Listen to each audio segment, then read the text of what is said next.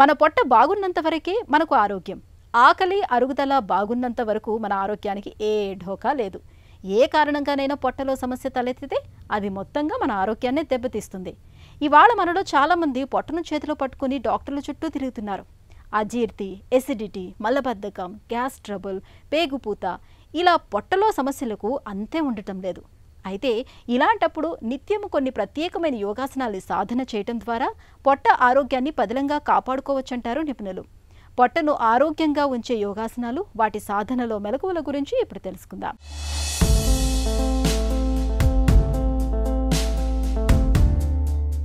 ఈనాటి కార్యక్రమంలో యోగ సాధన ద్వారా జీర్ణాశయం ఆరోగ్యాన్ని ఏ విధంగా కాపాడుకోవాలి. జీర్ణాశయం ఆరోగ్యం అంటే మనం తీసుకునేటటువంటి ఆహారాన్ని సమయానుకూలంగా జీర్ణం చేసి ఆ యొక్క శక్తిని శరీర భాగాలకు అందజేస్తూ మరలా జీర్ణక్రియ చక్కగా జరగడం ద్వారా వేస్ట్ మెటీరియల్ని మళ్ళీ మనకు బయటికి పంపించేయడం ద్వారా మల విసర్జన ద్వారా జీర్ణాశయం పూర్తిగా పనిచేసినట్టు. ఈ ప్రక్రియ అంతా కూడా ఎప్పుడు జరుగుతుందంటే జీర్ణాశయం ఆరోగ్యంగా ఉన్నప్పుడు. జీవన పర్యంతం ఈ యొక్క జీర్ణాశయం, ఈ యంత్రం కొన్ని టన్నుల ఆహారాన్ని జీర్ణం చేయాల్సిన ఆవశ్యకత ఉంటుంది. ఈరోజు మనం చూసినట్లయితే విరుద్ధ ఆహారం తీసుకోవడం ద్వారా డైజెషన్ సిస్టమ్ మొత్తం దెబ్బతినిపోయి అతి చిన్న వయసులోనే అనేక రకమైనటువంటి జీర్ణాశయానికి సంబంధించిన సమస్యలతో ఎంతోమంది బాధపడుతూ ఉన్నారు. మరి కొన్ని ప్రత్యేకమైనటువంటి ఆసనాలు, ఇంకా కొన్ని ప్రక్రియలు కూడా ఉన్నాయి.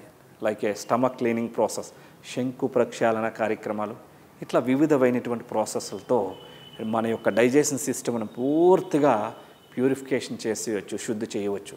మరి ఈ జీర్ణాశయ ఆరోగ్యానికి సంబంధించినటువంటి కొన్ని ముఖ్యమైనటువంటి ఆసనాల్లో వజ్రాసనం, పవనముక్తాసనం మరియు సూర్యముద్ర ఏ విధంగా చేయాలో చేసి చూద్దాం. వజ్రాసనాన్ని చేయడానికి ముందుగా దండాసనానికి రావాలి. మీ యొక్క రైట్ లెగ్ని, లెఫ్ట్ లెగ్ని స్ట్రైట్గా ఉంచుకోవాలి. ఇప్పుడు మీ యొక్క లెఫ్ట్ లెగ్ని వెనక్కి ఫోల్డ్ చేయాలి, లెఫ్ట్ హిప్ కిందకి. తర్వాత మీ యొక్క రైట్ లెగ్ని కూడా లెఫ్ట్ లెగ్ జతలో ఉంచాలి. కాలి బొటనవేలు రెండు జతలో ఉండాలి. పాదాలు రెండు వి షేప్లో ఉండాలి. వెన్ను నిటారుగా ఉండాలి. షోల్డర్స్ రిలాక్స్గా ఉంటాయి. మీ రెండు చేతులు తొడలపైన బోర్లించేవి ఈ విధంగా ఉంచి కళ్ళు మూసుకొని శ్వాసను నిదానంగా ప్రాణిక్ బ్రీతింగ్ చేయాలి.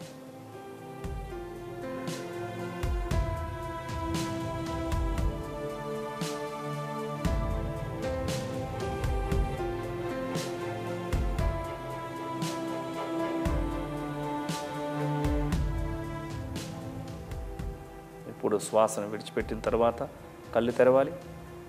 వజ్రాసనం నుంచి బయటికి రావాలి.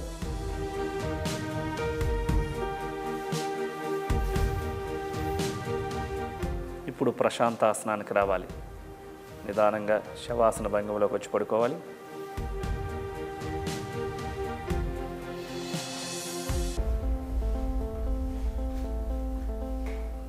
పవనముక్త ఆసనం.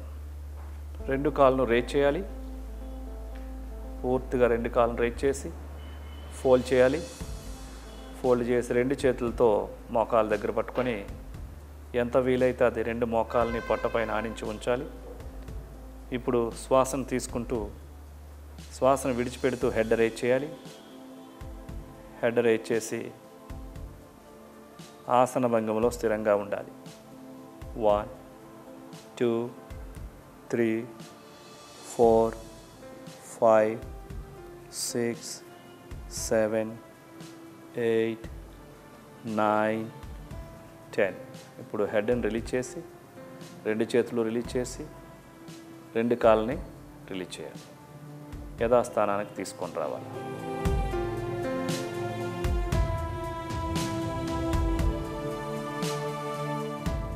ఇప్పుడు నిదానంగా ఎడం ప్రక్క తిరిగి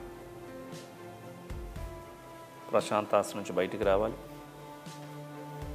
సుఖాసనంలో కూర్చొని రెండు అరిచేతులు మోకాళ్ళ పైన, అరిచేతులు ఆకాశం వైపు చూస్తున్న విధంగా ఉంచుకోవాలి. సూర్య ముద్ర ఉంగరపు వేలు వెనక భాగాన బొటన వేలు ఆనించి ఉంచాలి. చూపుడు వ్రేలు, మధ్య వ్రేలు, చిటికిన వ్రేలు స్ట్రైట్గా ఉంటాయి.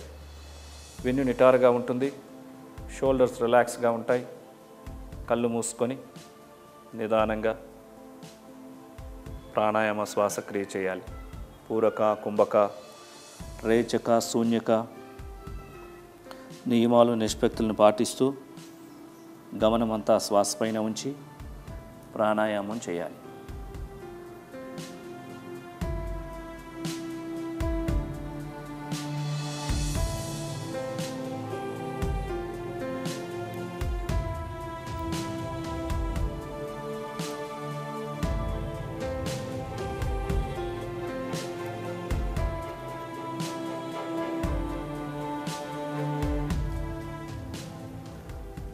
నిదానంగా శ్వాసను విడిచిపెట్టిన తర్వాత